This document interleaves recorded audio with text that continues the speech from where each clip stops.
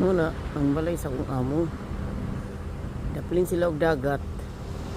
Madungog ninyo ang tingog sa dagat.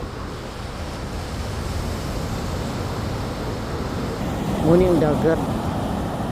So, ang balay sa kong amo, hilig kay sa dagat.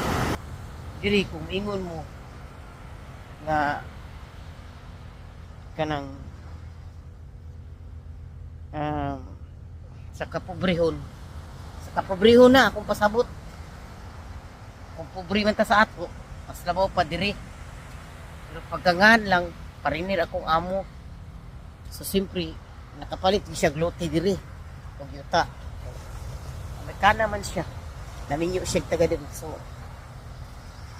mas okay jud ang iyang life. Pero pag i-base ninyo, sa sitwasyon nato diri, sa sitwasyon diri, kung